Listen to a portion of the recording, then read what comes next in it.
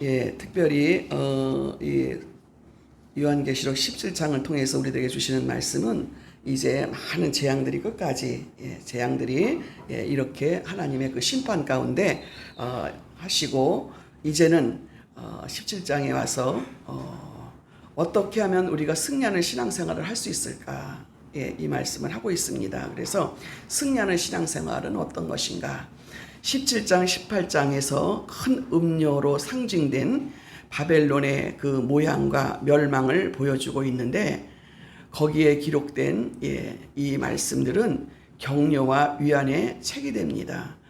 하나님께서는 이렇게 마지막 심판 때에 이 세상이 어떻게 돌아가는 것인지 그리고 세상에서 멸망당하는 자들의 모습이 어떤 것인지를 이렇게 보여주시면서 거기에 우리 믿는 자들이 또 이렇게 많은 어려움을 당하게 되지요.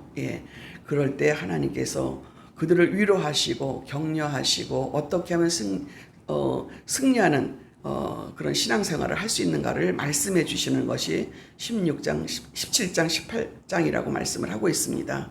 그래서 원수들이 예수를 믿는 자를 핍박하고 교회를 핍박하는 자들, 이 원수들이 그 권세와 그 포악함을 보여주고 있고, 그래서 우리는 이 믿음의 원수들을 바로 알고 또 이들을 잘 배워서 믿음 생활에서 승리하게 된다라는 말씀을 하고 있습니다.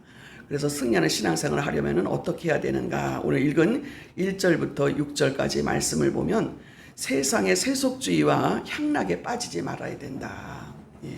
그래서 여러분 우리 믿음 생활을 하면 우리들에게 말씀하셨죠. 너희는 세상 사람들과 구별된 삶을 산다.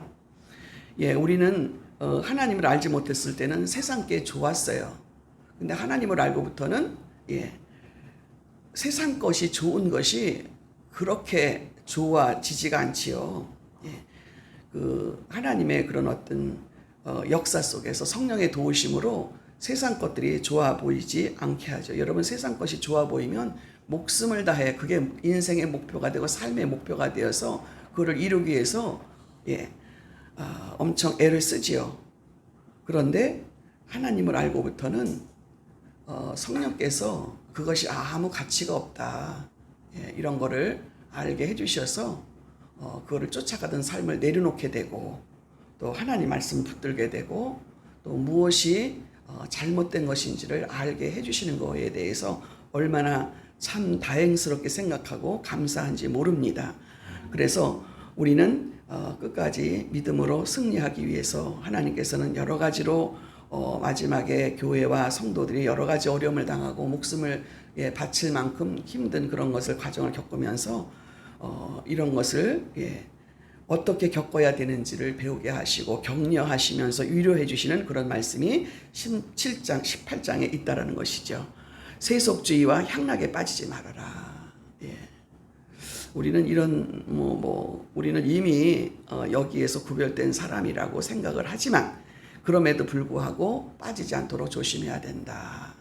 이거를 염두에 두시고 말씀을 들으시기 바랍니다. 사도 요한은 이번에 1절에 보니까 큰 음료가 많은 물 위에 앉아서 있는 모습을 보여주는 것이 17장 1절에 보세요.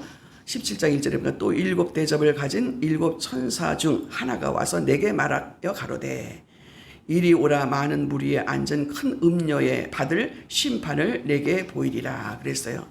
여기 큰 음녀라는 것은요 1차적으로 죄와 우상에 그리고 도덕적 타락에 빠진 그런 상징적인 바벨론을 말하고 있습니다. 그리고 2차적으로는 하나님을 대적하여 우상을 숭배하는 초자연적인 그 세상의 권력, 그 근원 이런 것들을 의미하는 거지요. 그러니까 하나님의 원수가 되는 것들에 대해서 말씀을 하죠. 우상 숭배, 도덕적으로 타락하는 것, 이것이 얼마나 그 하나님 앞에 심판받아야 될 것인지를 모르는 거. 그래서 여러분 이 세상에서 사람들이 가장 유혹에 빠지는 게 뭐예요? 음행하는 거죠. 근데 우리 예수 믿는 사람들은 그 음행에서 분별이 되어진다라고 또 하나님이 그거를 분별하게 하시고 지켜주시고 그러는데 그래도 거기에 여러분 자기 자신이 결단하지 않고 그걸 바로 깨닫지 못하면 하나님 앞에 왔다가 또 그런 음행하는 짓을 또 즐겨 하다가 그게 또 아무렇지 않게 죄의식을 느끼지 못하고 하는 그런 사람들도 있다라는 것이죠. 그래서 특별히 그런 말씀을 하는 것입니다. 큰 음녀가 물 위에 앉아 있는 모습을 보았는데 구약에서는 두로나 니느웨를 음료로 비유했다라고 이사야서 23장 15절 16절에 말을 하고 있습니다. 구약에서는 그렇게 말을 했다고 그래요. 그래서 이사야서 23장 15절 16절에 뭐라고 되냐면 그날부터 두로가 한 왕의 연한같이 70년을 잃어버림이 되었다가 70년이 필한 후에 두로는 기생 노래의 뜻같이 될 것이라. 잊어버린 바 되었던 기생 너여 수금을 가지고 성읍에 두루 행하며 기묘한 곡조로 많은 노래를 불러서 너를 다시 기억해 하리라 하였느니라. 아멘. 이 얘기는 무슨 얘기냐면 그 당시에 세상에 노래를 부르게 하고 이렇게 세상에 빠져 있는 그런 사람들을 얘기를 하고 있는 거죠. 비유를 들어서. 그래서 세상과 구별된 것, 세상에서 음료로 비유하는 것들에 대한 말씀을 이사야서 23장 15절 16절에 이렇게 물 위에 앉아 있는 여자, 이 물은 이 세상을 가리키는 겁니다. 그래서 이 물은 곧 음료가 온 세상을 장악하고 있는 것을 보여주고 있는 거죠. 그래서 2절에 보니까 이 음료가 무엇을 어떻게 하였는지 2절에 보십시오. 땅의 임금들로 그들로 더불어 음행하였고 땅에 거하는 자들로 그 음행의 포도주에 취하였다 하고, 그러니까 포도주에 취해서 지정신이 아닌 거예요. 홀리는 거죠. 유혹당하는 거죠. 그래서 사도 요한이 또 뭐라 그럽니까? 성령으로 감동되어서 광야로 끌려가서 보니 음녀가 붉은 빛, 짐승, 사치를 상징하는 것이죠. 누가복음 16장 19절에 말하죠. 그 부자들이 어떤 모습이냐면은 한 부자가 있어 자색 옷과 고운 베옷을 입고 날마다 호화로이 연락하더라. 그런 말씀이 있습니다. 그것처럼 음료가 붉은 빛, 짐승, 사치를 상징하는 것을 타고 있고 짐승, 사탄의 이름을 갖고 있었다. 이렇게 말씀을 하고 있는 것이죠. 3절에 보니까 그 성령으로 나를 데리고 광야로 가니라 내가 보니 여자가 붉은 빛 짐승을 탔는데 금 짐승의 몸에 참남된 이름들이 가득하고 7머리와 10뿔이 있으며 이렇게 말을 하고 있습니다. 자줏빛은요, 자줏빛과 붉은 빛은 그 옷을 얘기할 때에 왕권의 권세의 자줏빛, 붉은 빛을 이제 상징하고 있죠. 그래서 온갖 금은 보석, 진주를 가지고 꾸미고 부의 상징, 그리고 손에 금잔, 금잔이라는 것은 술을 마시는 잔이죠. 이거는 방탕을 얘기하고 있어요. 방탕을 가지고 있었다. 4절에 그렇게 말합니다. 그 여자는 자줏빛과 붉은빛 옷을 입고 금과 보석과 진주로 꾸미고 손에 금잔을 가졌는데 가증한 물건과 그의 음행에 더러운 것들이 가득하더라. 여러분 우리가 세상에 살 때는 내가 그렇게 보석을 두르고 또 붉은 옷을 입고 사치를 하고 진주로 꾸미고 손에 술잔을 가지고 이런 가증한 물건들, 그 음행한 더러운 것들, 이렇게 성경에서는 구별돼서 그거를 좋게 표현을 안 하고 있지요.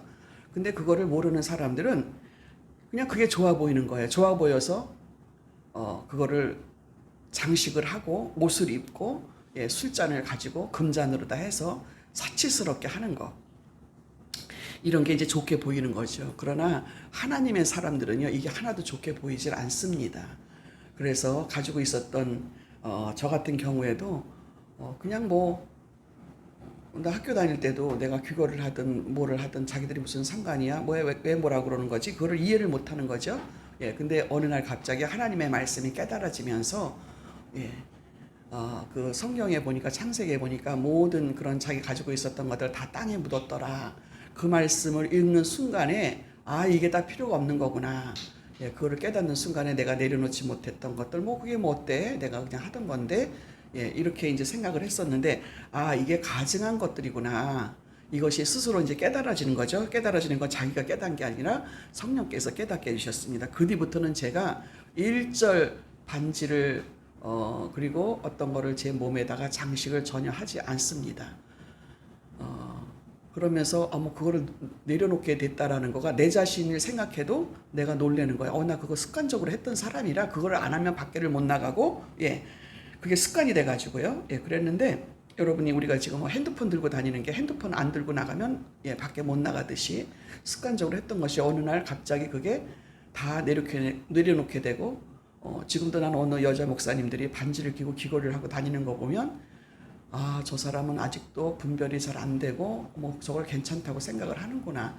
뭐 그 사람마다 다 자기가 느끼고 또 그런 감정들이 좀 다른 거죠. 그렇다 해서 그 사람을 또 뭐 이상하게 생각할 필요는 없는 것입니다.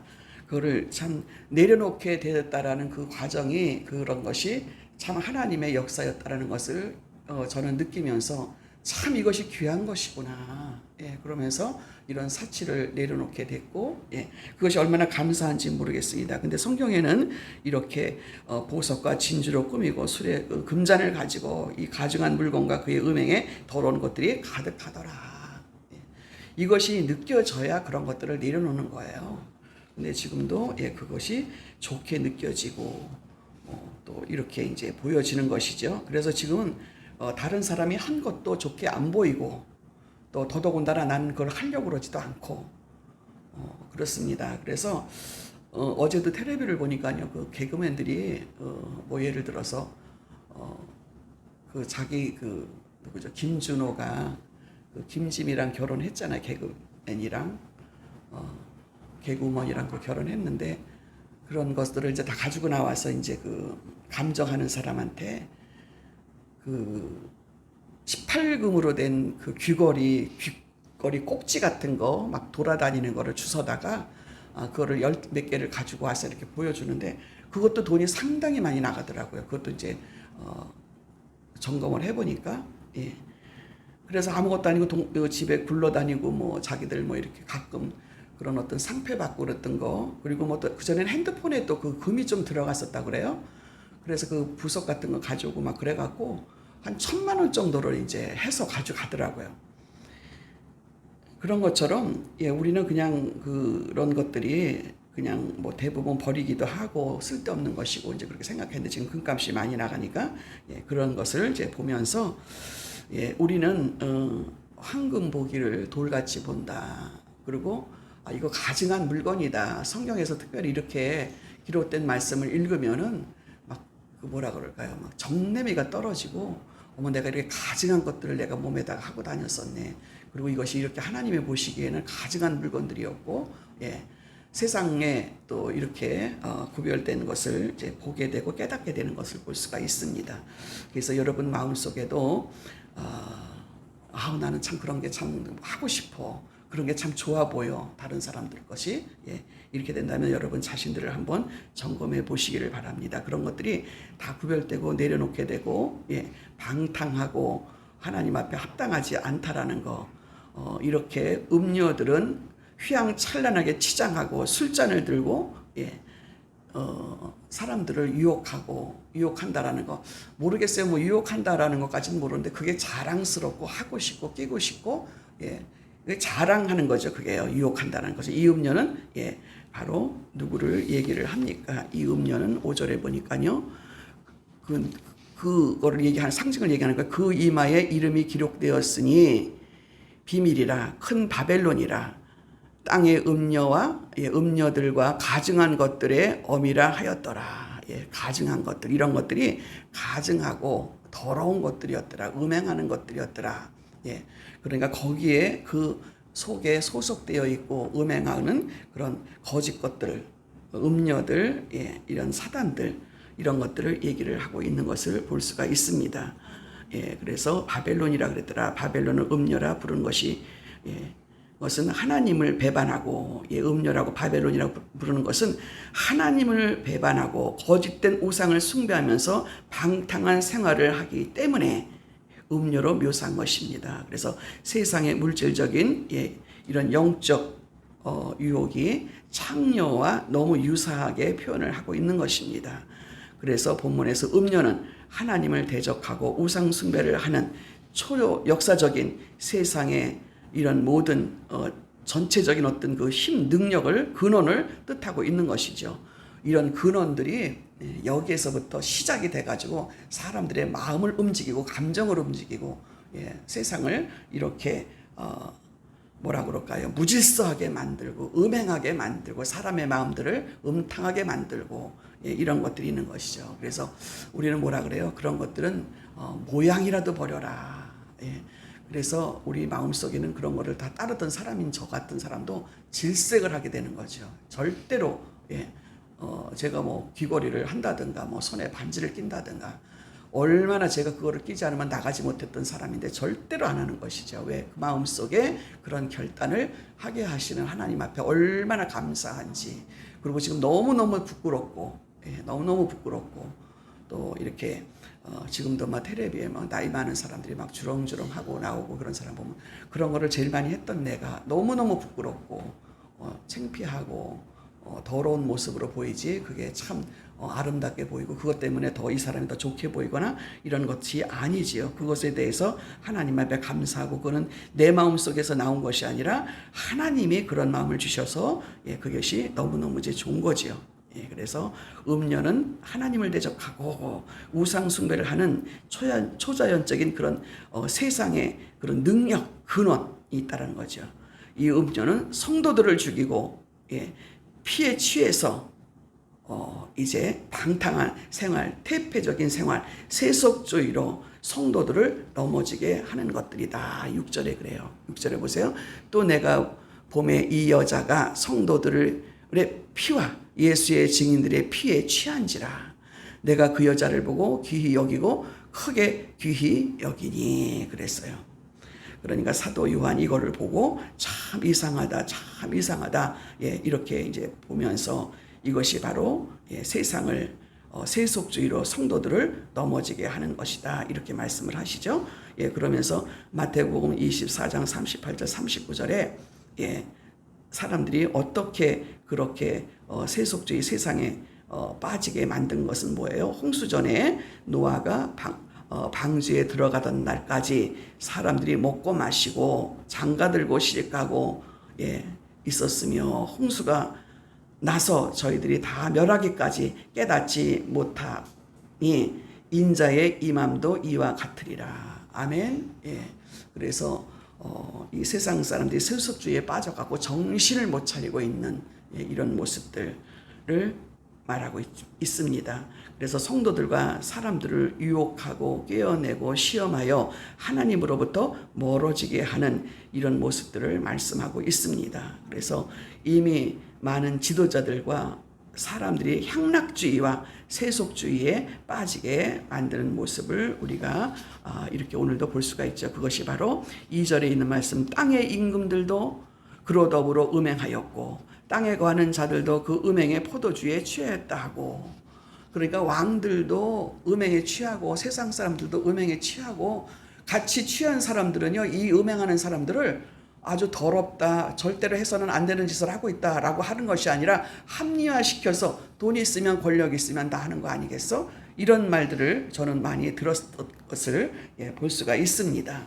그래서 여러분 오늘날도 우리 세대가 어떻습니까? 이런 현상이나 이런 것들이 미국에서부터 동양의 여러 나라로 파급되고 우리는 세상의 권세나 사치나 오락에 도취되어 있지는 않은지 이런 부분들을 조심해야 되고 이런 부분들을 따라가면은 절대로 안 되고 이런 것이 내가 따라가게 되고 그것이 좋게 보여지면 나는 이미 내가 타락하고 또 세상에 도취된 사람이구나 이렇게 보아야 되고 그게 별로 관심이 없어 이러면 나는 지금 정상적인 하나님 안에 있다라고 보시면 정확한 것입니다. 그래서 내 자신, 내 가정, 우리 교회 이렇게 세속화되지 않았는가.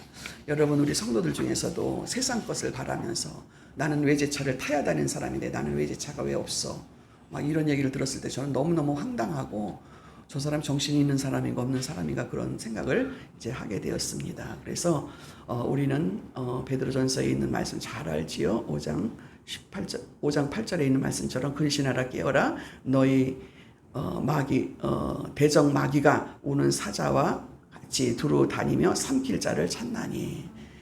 우리는 조심해야 됩니다. 그래서 우리는 늘 주의하고 살피면서 살아야 되고 이 세상을 장악하고 있는 음료의 미혹을 받지 않도록 이것이 금방 분별이 되는 것은 내가 하나님 말씀에 붙어 있고 하나님과 함께하는 사람이고 그러나 그런 것이 좋게 보이고 따라가게 되게 되면 나는 하나님과 지금 멀어져 있는 상태구나 이렇게 내 자신을 점검할 수 있다라는 것이죠. 지금 온 세상은 세속주의와 퇴폐에 만연해 있고 또 권세욕, 뭐 명예욕 막 이런 것 때문에 막 찾아가잖아요. 그런데 여러분 우리 자녀들한테도 이런 이 얘기를 자주 해줘야 돼요. 이렇게 타락된 이런 잠시 있는 권세, 명예 이거에 유혹돼서는 안 된다라는 거, 부를 축적하는 거, 어떻게든지 돈을 벌어서 어떻게든지 나는 다른 사람보다 잘 살아야 더 많이 가져야 되고 이런 마음을 갖는다라는 것은 하나님 앞에 합당하지 않은 것이죠. 그리고 사치하려고 그러고 술과 향락을 우리는 늘 조심하고 또 이런 부분에서 분별할 줄 알고 또 감당할 줄 알고 이런 것은 내가 모양이라도 버려야 되고 이런 것을 논하는 사람들하고는 같이 있어서 말을 섞어도 안 되는 것이고 이런 것을 분별을 잘 감당하셔서 끝까지 승리해야 되는 것은 계속해서 세상은 우리를 넘어지게 하려고 유혹하고 우리를 거기에 넘어가도록 한다라는 거. 특별히 근신하라 깨어라 너희 대적마귀가 우는 사자와 같이 두루 다니며 삼킬 자를 찾나니. 이 말씀에 명심하시는 저 여러분 되시길 주님의 이름으로 축원합니다. 기도하겠습니다. 하나님 아버지 은혜를 감사합니다. 하나님 아버지 세상은 여전히 처음이나 지금이나 마지막까지 우리를 믿음에서 넘어지도록 하나님과 멀리 하도록 우리 환경을 만들어 가지고 그렇게 유혹을 하고 있습니다. 하나님 아버지 여기에서 분별하게 하여 주시고 감당하게 하여 주시고 또 하나님 아버지 이런 세상 향락주의에 빠지지 않도록 우리를 구별하셔서 하나님께서 또 보호해 주심으로 우리가 감당할 수 있는 것이지 우리 자신들이 거기에서 빠져나올 수는 없습니다. 그럼에도 하나님 우리를 구별하여 주시고 하나님 자녀 삼아 주시고 또 믿음 생활할 수 있도록 은혜 주심에 끝까지 우리를 지키시고 보호하시고 하나님 말씀 따라갈 수 있는 저희들 되게 하시고 우리 원어교회가 될 수 있도록 성령께서 강권적으로 역사하여 주시옵소서. 세상에 우리 눈에 보여지는 대로 아버지 다른 사람의 모습을 따라가는 것이 아니라 하나님 말씀을 따라가게 하시고 성령의 영적인 분별을 가지고 감당할 때에 하나님께는 영광이 되고 저희들에게는 순종이 될 수 있도록 성결과 분별이 될 수 있도록 은혜를 더하여 주시옵소서. 감사드리옵고 예수님의 이름으로 기도하옵나이다. 아멘. 주기도문 드립니다. 하늘에 계신 우리 아버지여 이름이 거룩히 여김을 받으시오며 나라의